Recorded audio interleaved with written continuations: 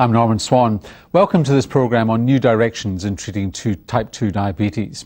Australia has one of the highest recorded rates of type 2 diabetes in the developed world. About 275 Australians are diagnosed with the disease every day, with millions more expected in the next 20 years. And it's a disease where medication requirements will most likely increase as the disease progresses.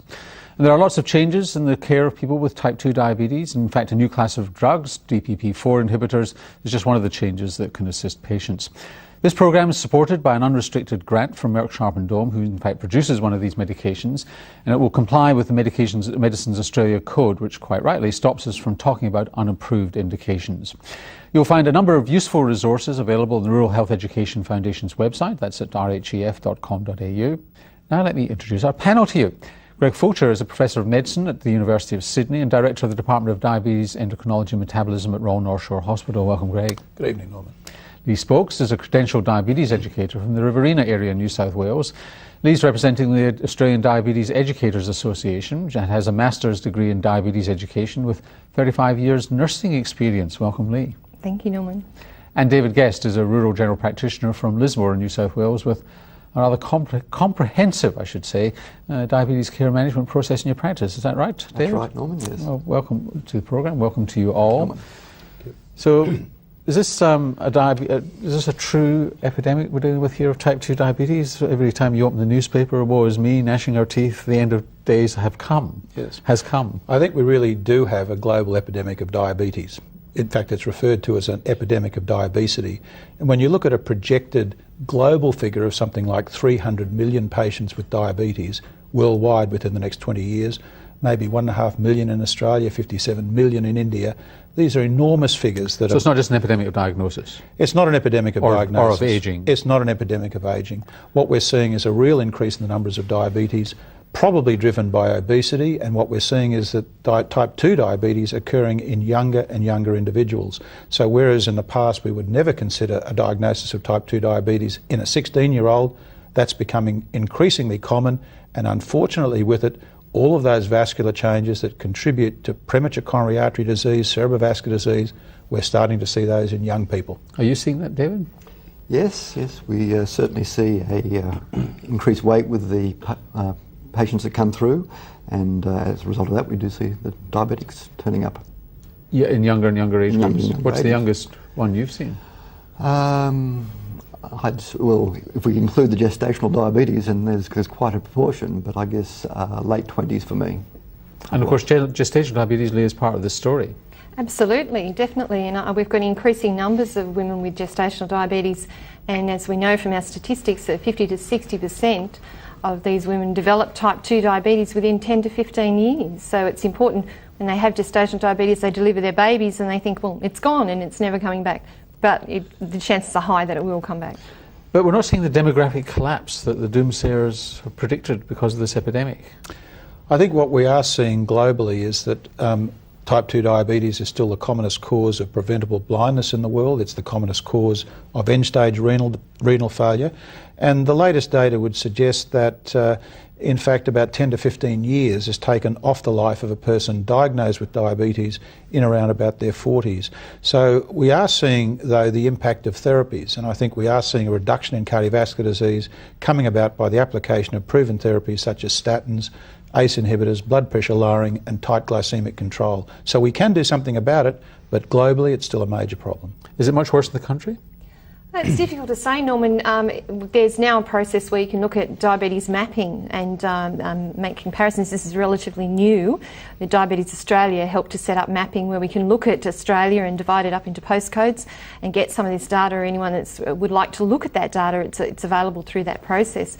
So whether, I can't actually say whether it's worse in the country or worse in the city. If we look at statistics, we'd have to look at country areas compared to other country areas together. But genes play a strong role here. I mean, my understanding is if you just take gestational diabetes, that women from the Indian subcontinent are something like 3.5 times the risk of gestational diabetes, and it's epidemic amongst Indian Australians. Yeah, I think that's absolutely true. There's a strong genetic background to type 2 diabetes. The problem is that there are so many genes involved. It's just not just a monogenic disease, it's a polygenic disease, But that interaction between the genetic makeup of the individual and then the societal factors such as the sedentary behaviour, the poor dietary intake, increasing in weight, that combination together allows that genetic background to become manifest. So do you consider, for example, if you've got somebody who was born in India or second generation Indian or an indigenous person, do you consider them risk factors in their own right, to be at risk in their own right just because of their ethnicity? Certainly we have a much lower threshold for people in that group. I guess in our Aboriginal population we have a low threshold. Of course, through the island population up our area, we're still keeping a close eye on them. I think it's a very important point, Norman, because one of the things, it's quite easy to pick an obese Caucasian Australian, by looking at the waistline. We have to remember that particularly in the Asian population, that the metabolic impact of central adiposity kicks in at much smaller waist circumferences. So these people have got, as you say, a strong genetic tendency, and it seems to take relatively less increase in adiposity in those people to precipitate type 2 diabetes. So they can look quite thin. They can look quite thin on the outset of it all, but if you actually look at their intra-abdominal fat by some imaging technique, you'll find they've got increased intra-abdominal fat that's triggering off their diabetes, but not so obvious in a phenotypic sense. Well, let's talk about abdominal fat for the moment. I mean, every time I open a journal, there's another debate about the metabolic syndrome. And the current balance of opinion seems to be that there's no such thing. It's a waste of time talking about it. Where are we at with the metabolic syndrome? Because this is part of what presumably general practitioners use to identify people who are at risk. I think that a syndrome called the metabolic, which we call the metabolic syndrome, exists. Jerry Reven described this. What he was trying to do was simply say, if we look at insulin resistance, we know that's a key component of type 2 diabetes. What other metabolic abnormalities track with that? And what he was able to describe was that hypertension tracks with that, dyslipidemia tracks with that, central adiposity tracks with that, and the central adiposity seems to be a sort of a key component that's generating the insulin resistance, or in part is generating the insulin resistance, and these other factors associated with it. I think we extrapolate a lot from the metabolic syndrome, but I think if we see somebody with that phenotype, it is a little flag that that waves in the back of your mind, hello, I've got to check that patient out. Could they already have diabetes? And when I look at them over the years to come, I know they're going to be at increased risk of cardiovascular disease because these various components all in of themselves contribute to vascular risk. So it's an aid memoir, I think, more than anything, to point out people at risk of diabetes and at risk of cardiovascular disease. I think might I also say that the studies that show us too that we've got in New South Wales, we've got 25% of school-age children are obese. So when looking at people, you've got to look at children. We talked of children earlier and the increasing incidence of an adult disease in young children, and you've only got to look at society and look at children with 25%. These are the research done in 2004 for Healthy Weight 2008 to tell us we had 25% obese. I've heard people say that there's too much obsession by people such as yourself on blood sugar and HbA1cs. The evidence is not that strong, but what's particularly since your recent trials, which have really been unspectacular when you've tried to drive down the HbA1c, very aggressive sugar management, blood sugar management, it just didn't seem to be very impressive, and they kind of dug out some results. You had a little bit of renal protection or something like that. And they say, and as a result, general practitioners are missing the main problem, which is that at any level of cholesterol and at any level of blood pressure, somebody with diabetes needs to be on a statin and an antihypertensive. Look, I think it's absolutely true that if you're looking at the priority of treatment of factors that will contribute to vascular disease, glucose is down the bottom of that list. So that things like treating cholesterol, treating blood pressure, stopping smoking, all of those factors are relatively stronger risk factors for vascular disease within a short period of time than glucose is likely to be. We have, I think, increasing evidence that in fact it takes a much longer period of time of lowering glucose for that to translate into a cardiovascular benefit, just the same way that it takes a relatively long time of abnormal glucose control to contribute to a vascular complication, and reversing it's a lot harder than just lowering cholesterol. So that some of the long-term follow-up studies that we've seen now from the UK PDS study, for example, the STENO2 study, and other studies are demonstrating a benefit that's accruing out to 10, 15 years after the aggressive treatment of that patient, and persisting even if control gets a bit worse once the trial has finished. So that I think the strategy that we're now sort of evolving is that if we can control blood glucose levels quite aggressively, and aggressively I mean by reaching quite low targets early in the diagnosis of diabetes, that will translate across into a cardiovascular benefit maybe in 10, 15 years' time to come. Will produce early benefits in terms of prevention of retinopathy and nephropathy, so the patient's benefiting from all of their complication interventions. If you've not knocked them off with hypoglycemia first. Well, I think it's a very important point. I think that particularly when we're treating older patients with established cardiovascular disease, I think the avoidance of hypoglycemia is an important component of management. And you're referring to the Accord study where there was a very high incidence of hypoglycemia in that study induced by aggressive glucose lowering. As a result, cardiovascular events, we think, were up in that study. So slow but steady reduction. Slow. Don't go mad, but keep on at it. And choosing agents, if you can, with relatively low incidence of hypoglycemia in their profile. Can I also say that before you choose the agents, I think you've got to look at the lifestyle factors, and that absolutely has to be addressed. And individualising for these people and being able to look at what's happening to them and what they're integrating into their lifestyle. We talked about inactivity, looking at their activity, seeing an accredited practicing dietitian, seeing your diabetes educator, linking in with that team to help them with the lifestyle issues. Psychologists, there might be issues. Well, there's limited evidence for aerobic exercise, but quite strong evidence in pre-diabetes for weight training.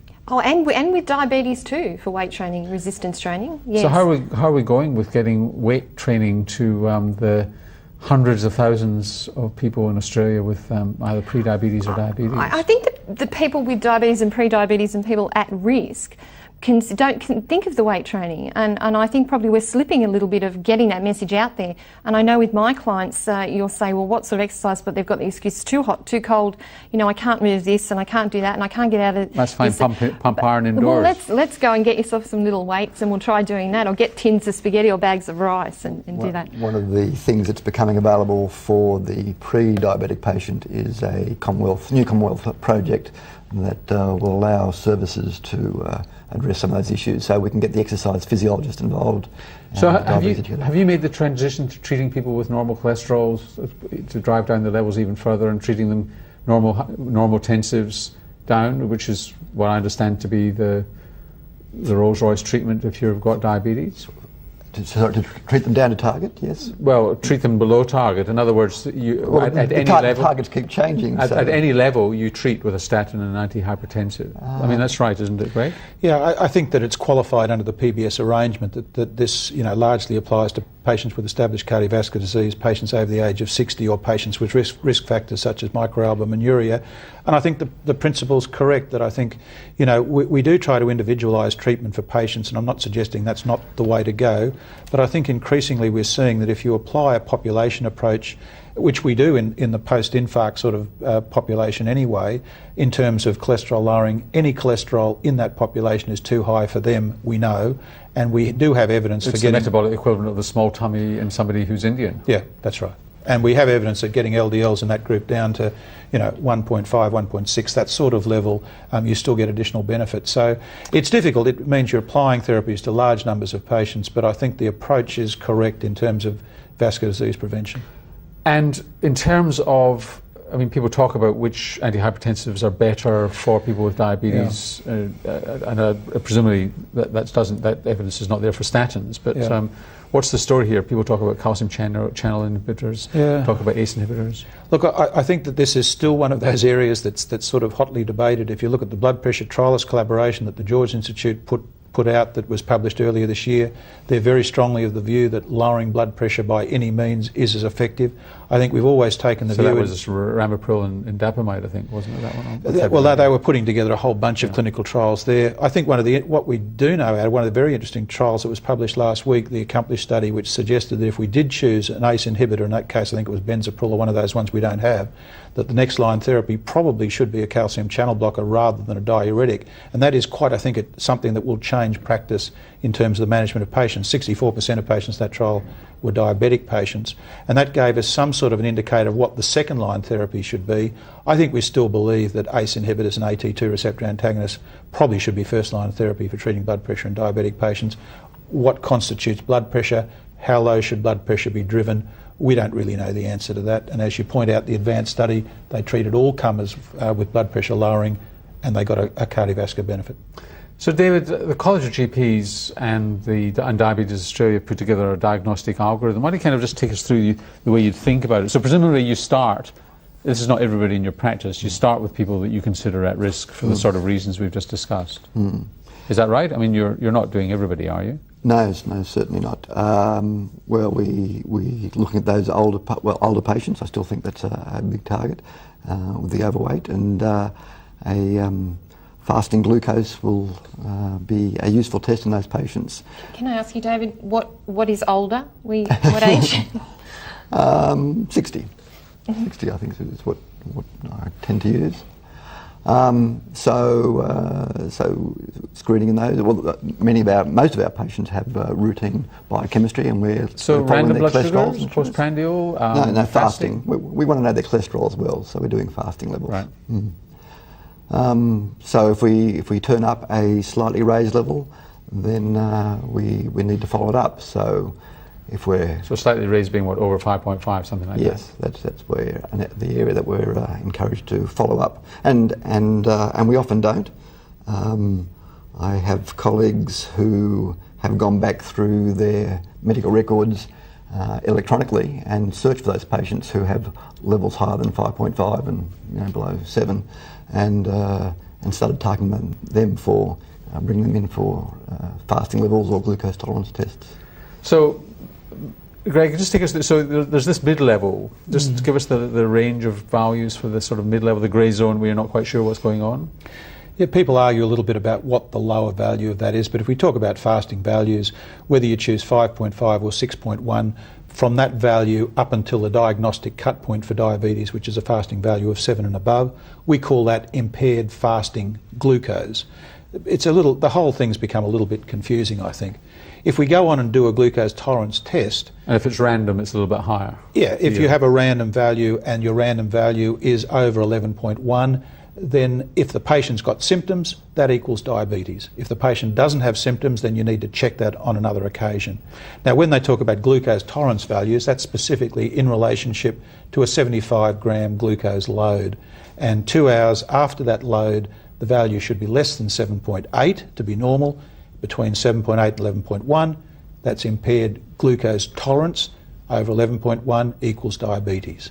So we've got all these different categories. It's all a little bit confusing, but they are in press, and if people need to look them up, I think the safest thing is to leave a little thing on your desk to check up when you get the results back. And you're talking about really quite a large group of people in Australia, about 15-16% of the population who are in that pre-diabetes diabetes area. And I think one of the things we sort of forget a bit when we're working up patients for vascular risk is that glucose is a cardiovascular risk factor. So if you've got a patient who's got peripheral vascular disease, or they've got erectile dysfunction, or they've got some manifestation of vascular disease, a glucose value should be part of the workup, just the same as blood pressure is and the same as a lipid profile is, to look at things that you can intervene and modify to hopefully modify their risk. And in general practice, we see some clinical situations that make us more suspicious. The chronic submammary intertrigo, the otitis externa, there are other conditions that make us go chase down those values. And as I mentioned before, I think these women that had gestational diabetes,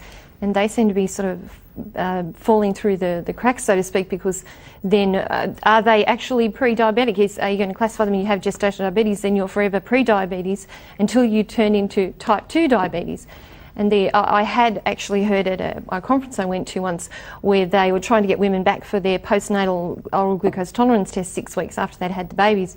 And one of the obstetricians stood up and he said, well, what we basically do is tell them, well, you now have diabetes. You have diabetes. What level of diabetes after you deliver this baby and your placenta is delivered, because the placenta is part of the hormonal interference and insulin resistance process that it brings on the gestational diabetes, then they deliver their babies and they're told, well, you're fine now, you won't have the diabetes. But he said they actually tell the patients, well, you now have diabetes, but we need to know what level of diabetes you have. whether it's dormant or whether you're going to be type 2. So they basically tell them that. Do we tell people that? No, I don't think we do. I think that's a dangerous message. I don't think we classify people into a disease that's got insurance implications and driving implications and all the rest of it. There's no evidence for making that sort of statement. But nonetheless, I think we do have to note these patients that have got gestational diabetes, as you rightly point out. And it's interesting that when we look at, you talk about prevention of diabetes, there has been another study just recently published looking at patients who had gestational diabetes and impaired glucose tolerance, treating them with metformin, and they got in that study actually the same benefit that they got from lifestyle intervention. So whether or not we're going to start to take a different tack in these patients now, and all the points are taken with respect to lifestyle intervention, how important that is, but nonetheless, will we get to a point where we're starting to say with these people, well, we should be treating you with metformin to prevent diabetes? We don't have, that hasn't become something that we've done yet. Insulin therapy in pre-type 1. Exactly. So Lee, tell me, what is the evidence for lifestyle interventions, apart from weight training, making a difference as the first-line therapy? Well, I think the evidence is in the individuals that are able to be tracked, and we say, well, and there are studies out there. There are studies, and I know there was a study done in the USA, and they've done this on different occasions where they've actually gone in and said, well, we're going to come to the house and we're going to remind you to go out and go walking. We're going to bring in a dietitian to look at your food. We're going to follow you up for 6 months, or we're going to follow you up for a year, and then we're going to keep track of what's happening. Unfortunately, what the evidence has shown us is that then when these support people are removed from the equation, within a period of time, within 12 months to 2 years, you've got less and less numbers of people that are successfully looking after their diabetes if they've not got those prompts there all the time. Are there many trials? There's certainly trials in the pre-diabetic population. The Diabetes Prevention Project is a very large one that was done. There was another study done in the United States, basically showing that the most potent intervention that delays the development of diabetes is a lifestyle intervention. The next most potent intervention is actually metformin, but metformin is still about 18% less effective than lifestyle. Really? To prevent the development of diabetes. Once you've got it? Once you've got diabetes, I think exactly the point that's been made. Maintaining a lifestyle intervention is probably a very difficult thing to do, and almost every diet, it doesn't matter which diet you look at, once you get out to about 1 or 2 years, patients have drifted back to their sort of pre-diet weight. But while they're on the diet, there is a benefit in terms of glycemic control and decreased use of medications and other factors like that. But this is not a straightforward disease, because at face value, it shouldn't be progressive. You get. I understand you get beta cell death. All sorts of funny things are going on here. Yeah. It's not just a kind of an overload of your insulin system. What do we actually know about the physiology and pathophysiology of type 2 diabetes? Because it's not what we think, is it? Look, it's an extremely complicated pathophysiology, and I think what makes it more complex is the fact that it's probably different in quite a few different groups of people.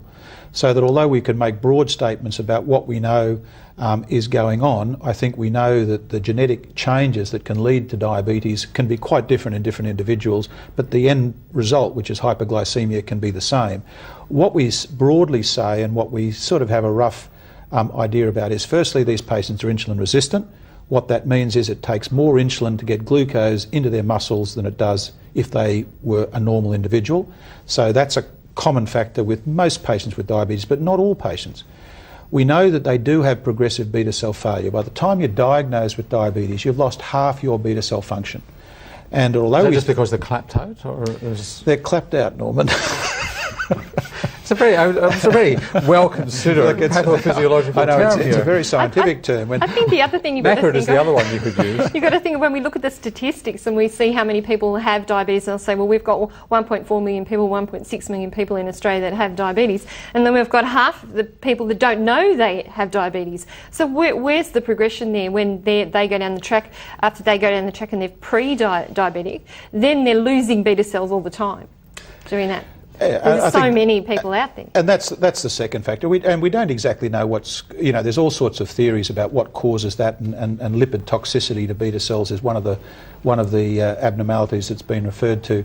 But the third and interesting one is that we haven't talked about it, and I don't think, even medical school it was discussed, that patients with type 2 diabetes are generally considered to have GLP-1 deficiency. That's glucagon-like peptide 1 deficiency.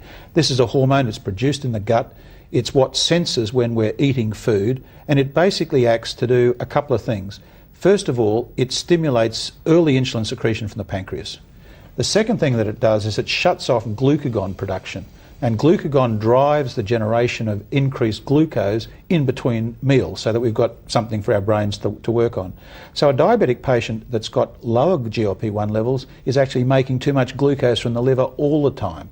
So they're not getting rid of it into muscle, they haven't got enough insulin to deal with the system properly anyway, and they're generating too much glucose that they're not eating. So when we think about strategies to intervene in treating a patient with type 2 diabetes, we need to think about how can we tackle each of those different components of the triangle. So take us through the current medication. I mean, metformin is the most popular. For metformin is, I think we tend to use metformin first up, probably because in the UK PDS study there was a cardiovascular benefit to patients taking metformin, and the follow-up of that study, now 20 or 30 years after the original study, has confirmed that still exists. But it's a good drug, isn't it, David? I mean, people don't put weight on. It's fantastic for that. The gastrointestinal side effects are the main problem, but certainly we can get quite a few years out of good diabetic care with just metformin alone. Can I ask the doctors here what you would consider to be the maximum dose? What would you say the top dose of putting someone onto metformin?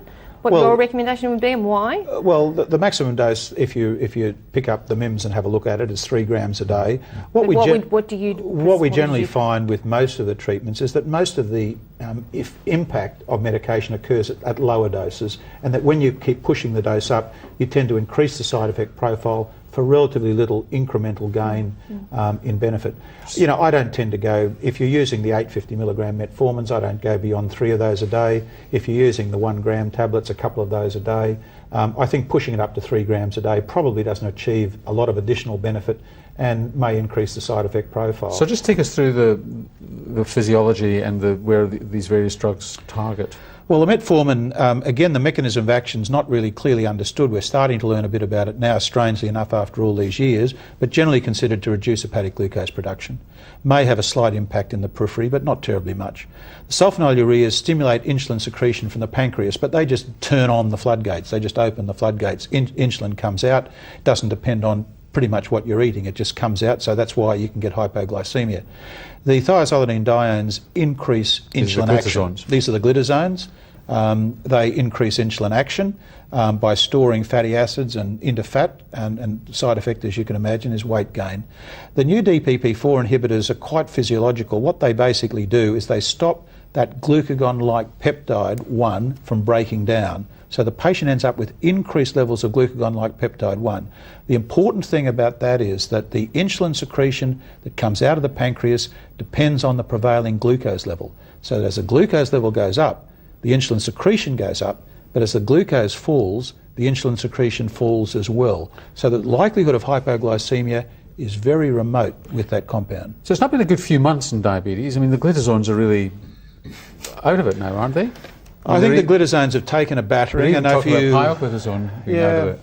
Well, I think if we look in another 5 years or so, I think there'll be relatively little use of glitazones. There are still very eminent people in the diabetes world that believe these agents are absolutely the miracle drugs for diabetes.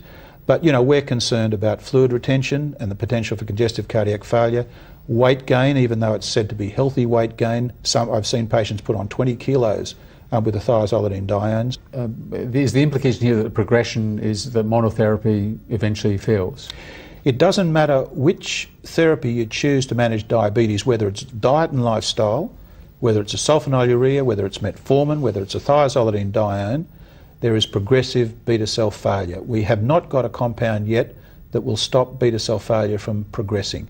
One of the hopes, and this is an off-label comment and it's nothing to do with the current marketing arrangements with the sitagliptin, but there is some experimental data that might suggest that there could be some benefit on beta cell preservation, but that's yet to be proven. I mean, the worry about yet another class of drugs coming on the market is, we probably had this discussion about glitazones 15 years ago. Yeah. And look, and we hit a brick wall. Yeah. Why should GPs move on to a new medication when it's only been used in a relatively small number of people in a randomized trial? And these and what we increasingly find out is that it's post-marketing, you get the problem. So we're going to be all enthusiastic about this wonderful new class of drugs. In 5 years from now, we're going to go, Maybe. Hope not, but maybe.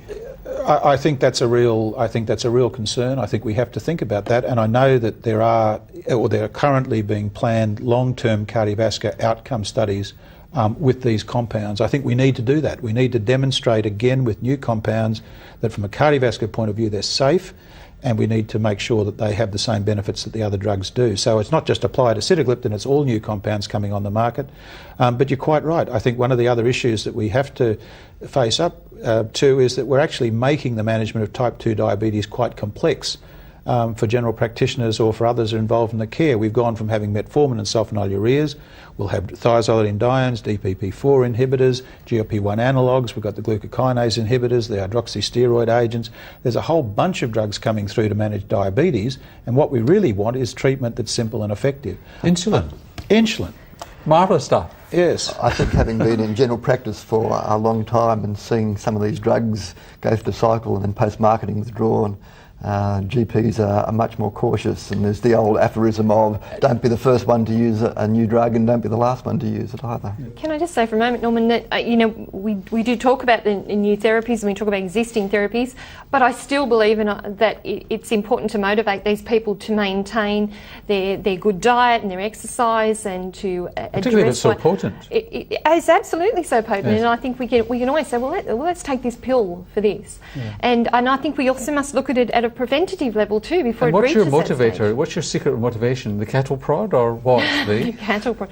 No, I think it's communication. I think I of all these years of nursing experience looking after people, I sit and listen, and I'm able to look at things holistically, and I'm able to sit there and put things into perspective. We might just talk about, and we'll look at one of our case studies tonight, and there could be emotional issues there of denial of the existence of diabetes and their experiences with diabetes within their family, how they feel about it within their culture, all of these different issues. And it's all right to say, well, we can take these medications. And I have clients that are working very well with the new therapies, but they're working with it as well as their diet and their exercise. I think, though, that you would agree that I think all of that being said, that we do have the option with the DPP-4 inhibitors, and I think with sitagliptin, of having relatively side effect-free medication. I agree. And a once-a-day dose. And I think that having therapies which actually simplify patients' management and do it in a way that lets them tolerate the medication, that assists in all of the things that you're concerned about. You've just taken the words right out of my mouth. Yep. And when you were saying before, well, we haven't got the evidence to say that, well, I'm seeing it in my clients. And my belief is that what I'm seeing when you simplify their management with these type of, exactly as Greg was saying, that we are going to see this data in the future. I don't want to wear the black hat here, but I mean, that's what people said with yes, salmeterol in asthma, yes, which are now off the market for asthma. Look, I know exactly what you're saying. We need the outcome studies, you're quite right. I know. But I think we'll see those. So let's go to, actually before we do, David, just tell us briefly how you organise diabetes care in your practice, because it's quite impressive. Sure. Well, once we make the diagnosis of diabetes, we are keen to get our diabetes educator to see them almost as the very next step. The way we run our diabetes clinics is to get the patients in, see the diabetes educator, get her to go through all the various things that has to be addressed, diabetes cycle of care, type parameters to measure. And is that funded? Do you fund it? EPC? Yes, so it's all funded through EPCs, which has been the Commonwealth Government's great contribution to improved prevention and improved management of diabetes. And that's how I'm working. And I'm working in. I was with Area Health Service for a number of years, and I work completely privately. And I'm a private practice diabetes educator working from general practitioners' rooms, and I do a lot of clinics around the Riverina, and it's working with the Enhanced Primary Care Program with GP management plans and team care arrangements. And the fantastic thing when it occurs within your surgery is that you have this great communication between the educator, the patient, and the GP. And unfortunately, we don't have the luxury of the endocrinologists nearby. I know we don't have an endocrinologist in the Riverina, but we have there's wonderful GPs all around Australia. And a lot of nurses are isolated, GPs are isolated to be able to access information. This is where the broadcast that we're doing tonight is so important. It's a couple of questions, then we must get on to the case studies. Is there a connection between premature menopause and type 2? Not that I'm aware of. There's a connection between type 1 and premature menopause. Mm. Is there? Yep. Or through an autoimmune process. Mm. Yep. Jack, a community nurse from Rockhampton, asks, for pregnant women, is insulin resistance, does it come on prior to pregnancy? Asks what's a normal weight gain in pregnancy. I'll leave that to you, Jack, to find out of the textbook, but we'll... The emphasis has sort of swung away a bit. Years had gone by from weighing women when they go for their visits, because obviously emotionally they don't take too kindly to the gain. About 9 kilos is around about the normal weight gain in pregnancy. I think what's happening though with women now is they're going into the pregnancies, they're starting the pregnancies heavier. And the data is telling us that they're going into the pregnancies heavier. So does that mean they've got insulin resistance before? And they become more insulin resistant in pregnancy anyway. And then if they go into the pregnancies and they're carrying extra weight, then they become more insulin resistant. That's a normal process in pregnancy. I think insulin resistance is becoming so common with the increased prevalence of obesity. A lot of patients, including patients with type 1 diabetes, are insulin resistant when they become pregnant. We do know, though, that as the placenta makes a range of hormones that contribute to insulin resistance, and that sort of peaks or comes out to about 26 weeks, it gets to a point which is where it sort of can precipitate diabetes, can occur earlier than that. That's why we screen women generally at that age, and it generally peaks around about 36 weeks. Often once they go into labour, even before the baby is delivered, their insulin requirements drop quite dramatically. But insulin resistance is a normal association of pregnancy. Can I just say that I think it's one thing to consider too if you've got a person at booking-in visit that weighs 100 kilos or more. And you've got to consider giving them their, and I know we can glucose challenge them, but going to glucose tolerance them earlier than the 28 weeks recommendation when you've got a woman. And I know some of the hospitals, some of the leading teaching hospitals are setting that as a criteria. Does ethanol and any other drugs impair the effects of metformin or other hypoglycemic agents? Well, the effects of alcohol there's a combination of effects of alcohol. It depends pretty much what you're having the alcohol in. Alcohol can be in drinks that have got quite high caloric value, so you get a caloric input. The alcohol itself actually switches off gluconeogenesis, so it inhibits fatty acid oxidation. So the dead in bed syndrome that we see in patients with type 1 diabetes is generally patients that have gone out, they've taken their insulin, they've not had much to eat at a party, they've taken alcohol, the alcohol switches off gluconeogenesis, they become hypoglycemic overnight, they're sedated, they don't wake up, they die. Now in other patients taking alcohol, interestingly, despite all the other downsides of alcohol, it often lowers their blood glucose value. We used to see a lot of problems with alcohol and the very long-acting older generation sulfonamides, and I think it's been a lot better with the second and third generations. You mean sulfonylureas? The sulfonylureas, yes. Right. The easy way I explain it, talking it from purely lay terms, how I explain it to my clients is when you look at the glucagon responses, what the liver does is it breaks down the alcohol first before it releases any glucagon. So it's not going to pull people out of a hypos. That's the straight way that I explain it to people in simplistic terms, that the liver will prioritise the breaking down of the alcohol first. So your first patient, David, is Mary. She's new to practice. You've never seen her before. She's 60 years old and owns the fish and chip shop in town. She asks you for a diabetes check. She's otherwise well, she says. She had type 2 diabetes diagnosed in another practice 2 years ago, and she thinks it's been well controlled on her diet. Her BMI is 29, waist circumference is 107. She's got a blood pressure of 140 on 85. Well, she thinks it's well controlled, but I'm not sure her previous GP might have been so convinced of that, nor am I. So on those figures, there's a fair bit of work to do. We need to address her weight, and her blood pressure is still too high for what we'd like. She's on an ACE inhibitor, and she's got a history of Crohn's disease. She used to smoke. She's not a smoker any longer. She walks, she says, for 5 times a week for 30 minutes. And that started when she got her type 2 diabetes. Her father died young of a myocardial infarction at age 40. And she's got a brother with type 2 who's actually on insulin and had coronary artery bypass grafting. She's divorced with 3 kids. Lee, what does that tell you about her? I'd like to know how much fish and chips she's eating, and in the fish and chip shop, so it concerns me what her nutrition. It concerns me a bit about the stress that she might be under.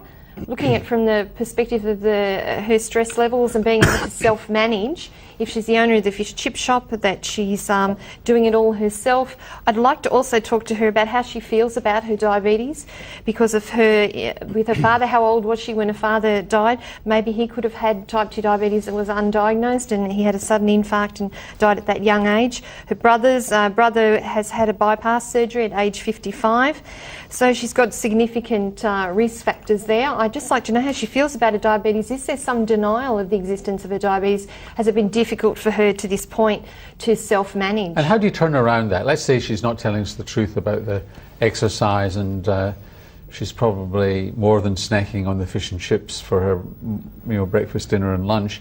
How do you turn it around? I would ask her that question. How do you think, what sorts of things do you think that we can do here? What are the things that you would like to do? Give her that information, feed that back from her, see what she's telling me. Life's so busy, and work it's so through stressful. what's possible. Yeah, what's possible? What's possible? Because if you do things in a small way and step by step by step, look at what's possible. Look at the things that she thinks she can make small differences. Is she really exercising, or does she know that 30 minutes a day is the recommendation? So she's telling us what she thinks we need to hear. And she may not be telling the whole truth. And getting an exercise physiologist can be quite helpful in this situation. Yes. They might devise their own program and just see exactly where they're up to. Yeah, and an accredited practicing dietitian to sit down and do an assessment. Oh, I usually like to get them to do a food diary. Write all the foods down that you've eaten for 4 days. I don't mind whatever it is that you're eating. You just come back and write it down. Fish and chips, fish and chips, grease stained, you'll know. On the butcher's what paper. The answer is. What investigations are you going to do? Well, we need to see where she's up to. So we want to know her cholesterols, her HbA1c. I like a fasting sugar level. We need to know about her urine, general biochemistry, I think. So her HbA1c is 7.3%. Her creatinine is 123. Her GFR is 39. And her LDL is 4.2 with not a very impressive HDL.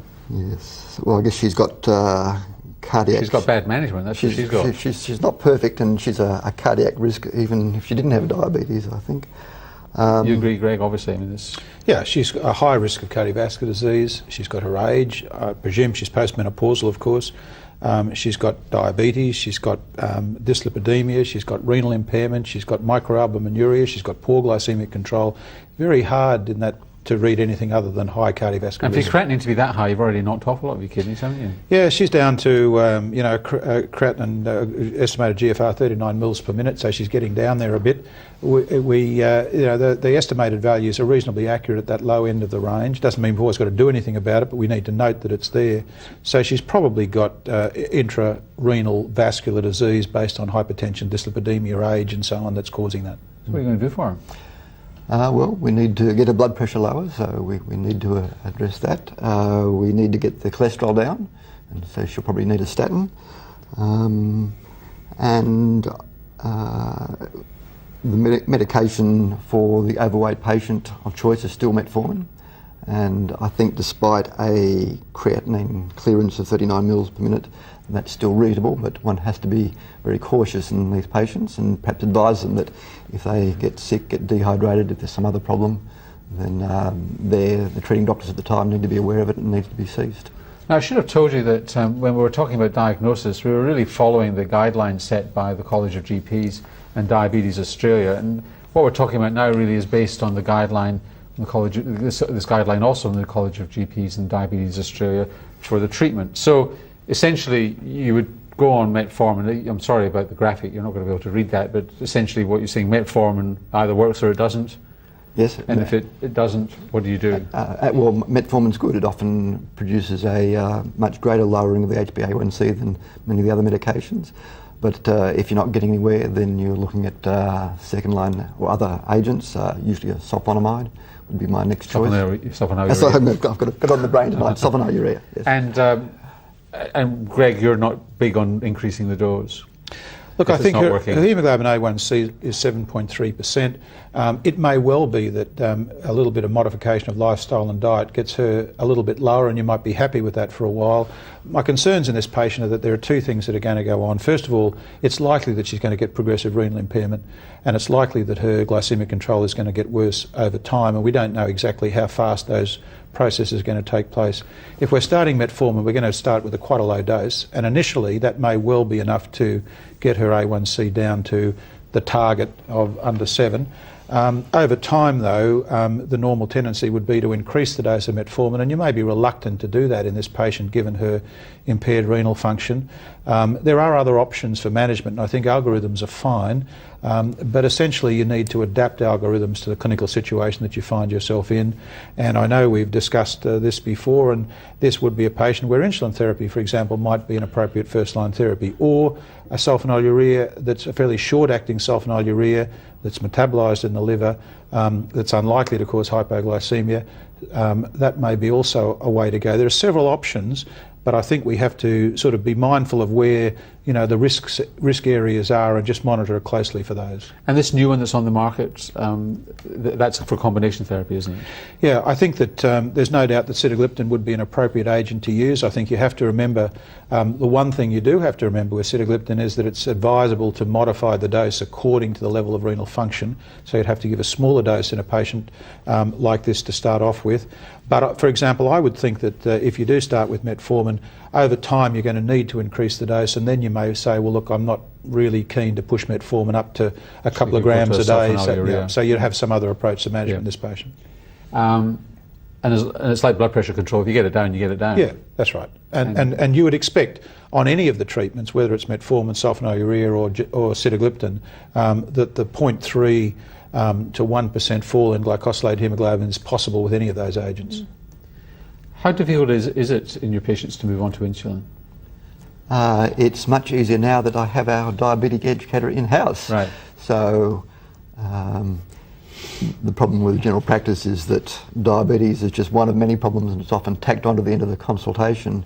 And you look back and see a raised HbA1c level for some time. So, with our diabetes educator in-house, that she'll get on to us and how the often are you patient going more to quickly. see her?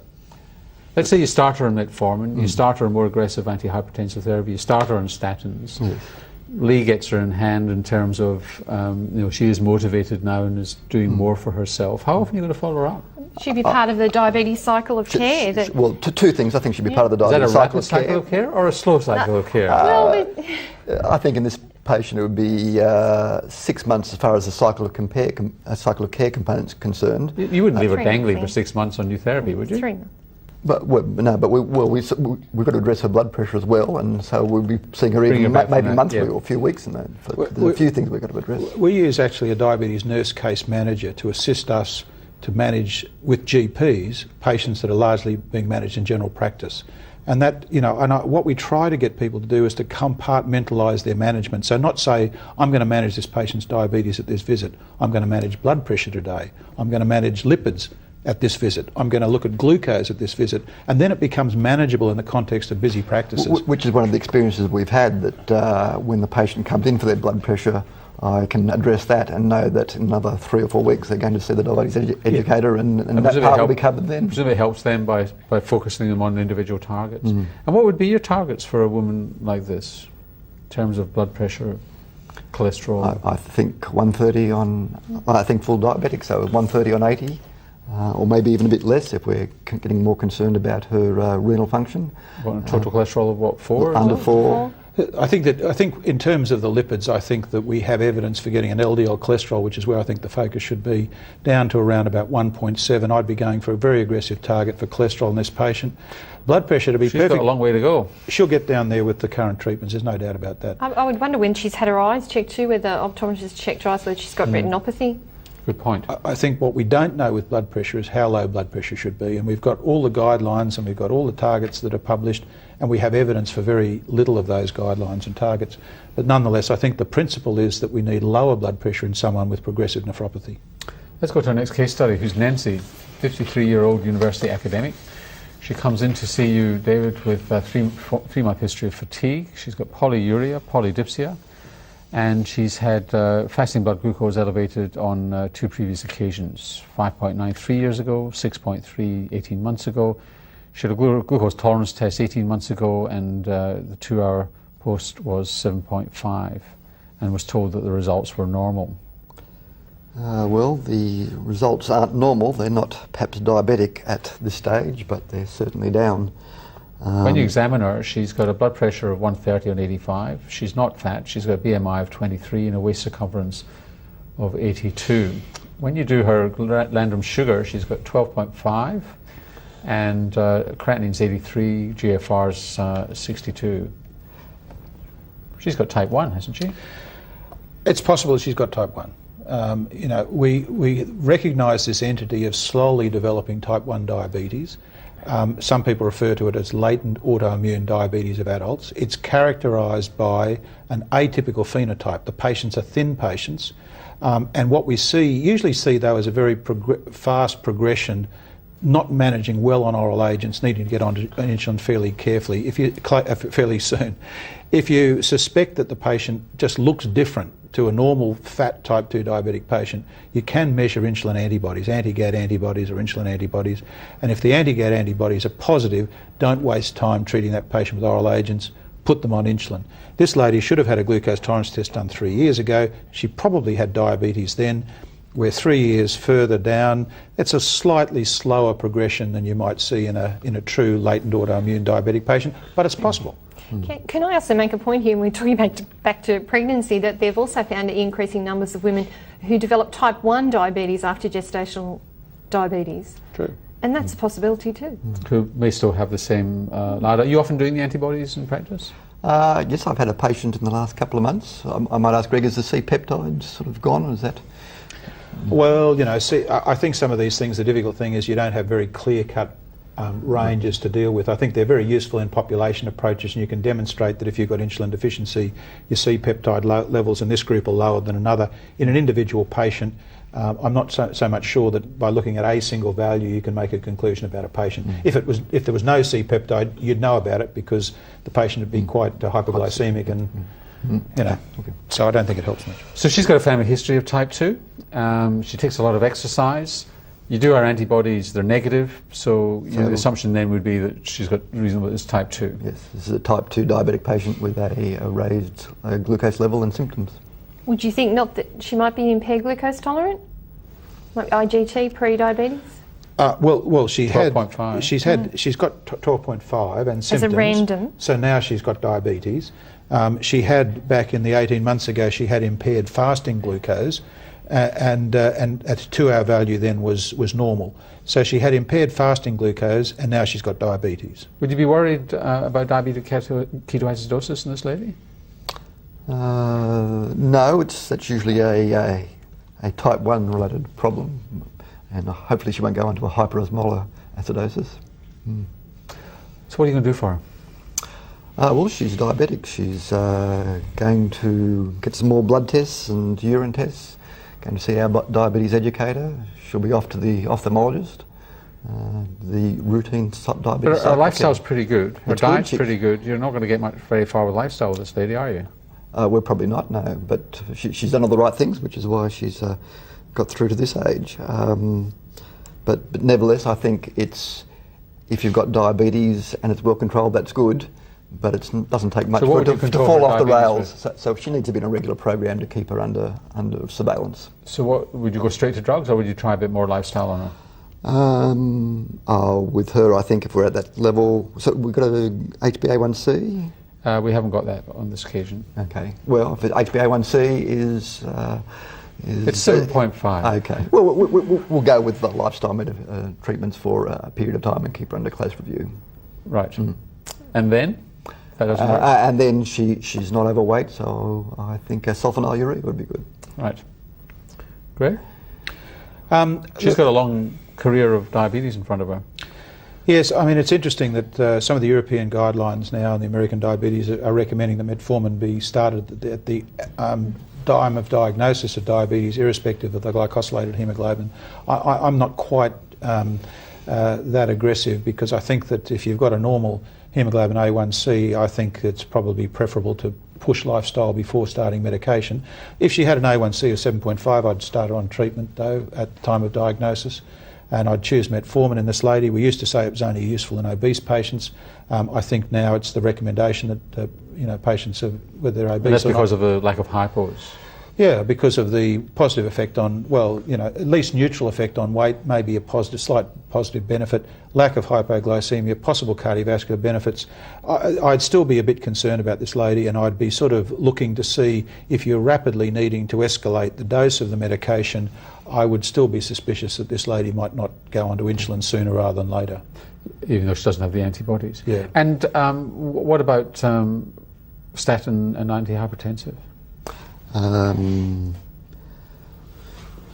Well, blood pressure 130 and 85, I think we could continue to track that for a period of time. And But just playing the devil's advocate, didn't we discuss earlier that in fact, she's young, she's got a long way to go. Shouldn't she be treated at any level? Well, depends whether you listen to the PBS or not, I think. We'll put aside, I know we're supposed to be under Medicines Australia guidelines here, but we're not necessarily talking about Merck Sharp and Dohme drugs. But seriously though, doing the best for this lady, should she not be treated at any level with a statin and an antihypertensive? I think certainly you can make a case for a statin at almost any level in a patient with diabetes. That's not what the PBS allows us to do at the present time. But I think we have, the difficult thing is that we have evidence of benefit down to levels that are so low that in actual fact we can't achieve them with diet and exercise. So that if we've got evidence that you're going to do better if you get your LDL cholesterol down to 1.7 and your 3.4, which we generally say is not too bad, well then couldn't we do better for the patient by getting them down? The answer is we could. Do we have evidence that for a blood pressure lower than 130 over 85 in this woman is beneficial? We don't actually have evidence for that. Advance didn't get the blood pressures down lower than that on average in the study.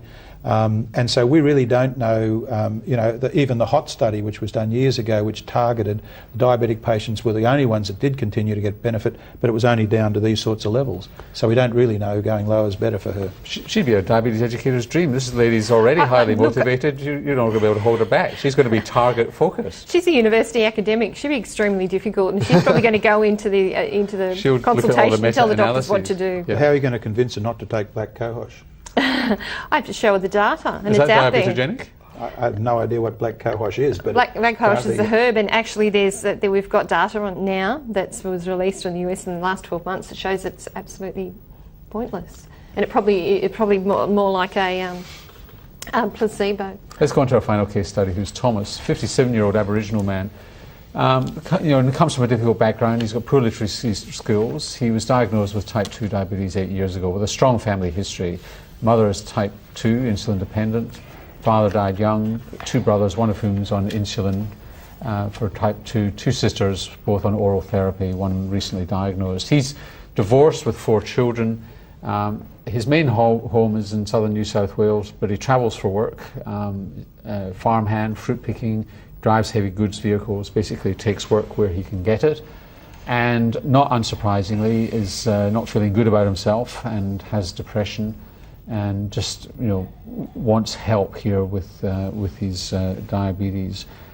Assuming that you're the diabetes educator in David's practice, what's your approach going to be with Thomas, who's wanting help? My first approach would be as a positive one, that he's there in the first place, he's come in. And I think where we've got to look at this is with levels of communication, to be able to be non-judgmental, to not put too much pressure on him, give him management that's easy for him to look after. Don't threaten the risk of putting this man on insulin so he could risk losing his licence, his livelihood. He's getting work, he's working hard. You want to look at medication where he's low risk of hypoglycemia.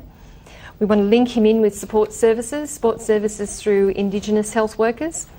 Give him contact details for people with the Indigenous Health Service, and take it step by step. Open the door for him. Have open communication, and particularly involving the team. And look at the ability to be able to link him in with services and treatment that's manageable and acceptable. What are the driving rules?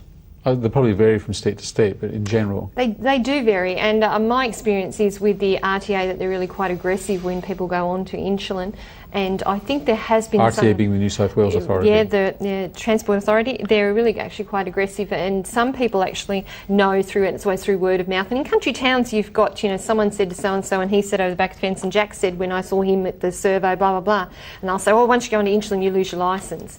And this is the sort of thing where word gets around. And I have found the RTA quite difficult to deal with. David probably could comment because he's probably in a situation where his doctor's signing certificates for people that are fit to work. So I know that up until recently there were issues with people having to go to the endocrinologist to get the certificate signed, which is when there's no endocrinologist. I think that's still the case. I think we distinguish between private use and commercial use, and it's even more rigorous, of course, with commercial use. And I think once they go on insulin, they need sign off by the endocrinologist. Which is difficult. And I see those patients, and you know there are a list of guidelines that you have to go through to sign them off for a licence. But that information's on the RTA website, and if people are interested, they should log on and download it and read it. But it's all quite clearly enunciated. So Thomas is on metformin 3 times a day, a gram 3 times a day. He says he gets a lot of exercise at work, but doesn't have time the rest of the time. Should he be on self-monitoring? Because is there any evidence for sugar monitoring in somebody like this? There is, and it's difficult. It's difficult, and what I do is but if you're not on insulin, what's the point? If you're not on insulin, what's the point in blood sugar measurement? Well, it's important because it's important for their self-management. They need to know, so they know. The other thing, the positive side of that. But hold on a second. You're on drugs that act slowly and steadily. It's not as if you're on insulin and you've got to find. You're not going to change the metformin on a daily basis. What's the point of eating? What's their point of eating? What's the point of exercising? It's all part of their self-management. It's all part of their self-monitoring. So they can get an idea of what their targets are. They can say, well, I wake up in the morning. It's good to be in this range. I think the issue that you're raising is a very important one. It's been looked at in Australia. Tim Davis in Western Australia did it and found that there was no correlation between self-glucose monitoring and improvement in glycaemic control. And I think you quite often see patients going through this exercise where they're monitoring if they're doing it, and coming up with values, and that there's no action taken on the results that they're getting from their monitoring. Now, the point that you make is absolutely correct, that if you're a type 1 patient, you've got more of an opportunity to make an acute adjustment, and we try to get patients to be learning how to make these adjustments themselves as they go along. I think where it can be sort of handy is to highlight times in the day where things are going wrong. And sometimes you might find that they're always got a high fasting glucose value. And alternatively going right, but where things are going right. Too bad during the day. So you may then want to focus treatment at night in that patient to try to bring the morning one down. No. Or you may want to get dietetic advice. You don't get them monitoring all the time, and that's pointless. It's the quickest way to get them to stop. I mean, it's quite an important point because you're asking these people to do quite a lot. Yeah.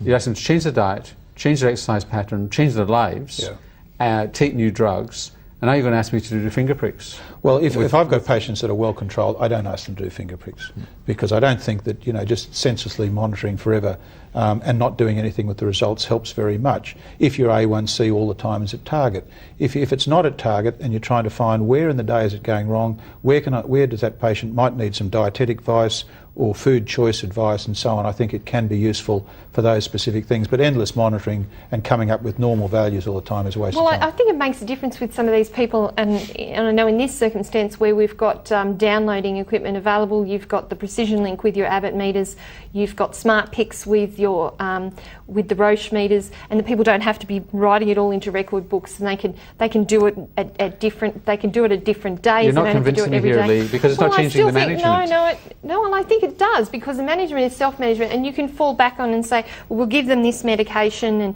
give them that. But if we're looking at giving them a program, we're looking at trying to give them things that are achievable, the positives that can come out of that is, and I see it again and again, I see the person that will come back to me and say, look, I did exercise in the morning, I've started going for a walk for an hour, and after lunch when I test, and I'll say, don't test straight after the exercise, test then after lunch, hours later, and they say, oh great, my readings are coming down to 5 and 6. This is positive affirmation for them at home with their self-management. Alternatively, people will see, oh, it's getting a bit high. I might come back and I'll see David and I'll chat to my GP about what's happening. Those sorts of things. If they don't want to write it in a book, they can bring it in to me. I download the information. And then I know I disagree with that. I do think that it's beneficial. Even in somebody who's divorced with 4 kids and having trouble getting work. And I give them the option. The other thing it does with this person is it gets you to put faith in them that I'd like you to do that for me. And that I'm saying, I'm giving you this monitor, and I have a lot of monitors that I give away to people and they don't have to pay for. And I'll say, take this home and can you do some of these readings? They come back and say, it's really great that you've done a couple of readings this week. This is good. And I'm giving them that as a task that they can do to be part of their management. A means of engagement, absolutely. So his HbA1cs are not flash, David. Over the last couple of years, they've gone from about 7.1 to 8.4. And he's on the metformin. He admits that it's hard for him to take, and he's on the road a lot, so it's just really tough. What are you going to do for him? Compliance is an issue in this situation. The risk of hypoglycemia, of course, is a risk, as we've talked about before in relation to his licence and commercial driving. So perhaps this might be an ideal place to use something like sitagliptin, which is a once daily medication, and avoiding that hypoglycemia during the day. Yeah, I agree. I mean, he's prescribed 3 grams of metformin a day. He's not taking 3 grams a day. We don't exactly know how much he's taking. But anyway, on the dose of metformin that he's managing, he's got an A1C of 8.4%. I think it is a very legitimate reason to use either a thiazolidinedione or sitagliptin in a situation where you've got really valid concerns that hypoglycemia could cause a major problem for someone. It's a little different if you're at home and sitting around. Hypo may not be a major thing, but if you're operating heavy machinery, harvesting or doing whatever, and I've had recently a patient working on the railways where they're on the tracks, you just can't risk hypoglycemia in that situation. And I think that it would be a valid, under the PBS, it would be a valid rationale to prescribe either a TZD or sitagliptin in this situation. Okay. And monitoring, just catch as catch can, given somebody's on the road a lot. Well, I think the data, we don't have data to say... I'm not talking about blood sugar monitoring. Oh, you're monitoring. Okay. I'm not going there again. I've moved on. I've moved on. I thought you were being a troublemaker. No, he needs to be closely followed up. Quite right. It's HbA1c. We're going to follow that and keep on that. Absolutely. For months, years to come. Yeah. And I think maintaining contact with the health workers and linking him in with Aboriginal health workers, linking him in with the Aboriginal men's group, where there are often men, because we've got 30% increase in the Indigenous population of diabetes, linking him in with that group of people where he meets other people with diabetes and he knows he's not alone. So what are your take-home messages for those watching? I'm a strong advocate of having an in-house diabetes program and getting a diabetes educator to help you run your diabetes program. And I think we'll see in future years a much improved control on our patients with that program. Look at the big picture. Look at the teamwork, look at multidisciplinary team planning for these people, and to look at the holistic approach, take in everything, how they're feeling about their diabetes, what's happening with their family, how their work environment. Look at the big picture. Look at if you're out there in isolation and you're just the nurse, the practice nurse, or you're just the GP, or you're the nurse in the community health centres. Look at the big picture. Take in all areas. Don't just sit there and raise your hands up and the person walks out the door and think, I don't know what I can do to that person. Link in with other services. Pick up a telephone and contact somebody. Look at what's out there available for you to support you. Dysglycemia is common.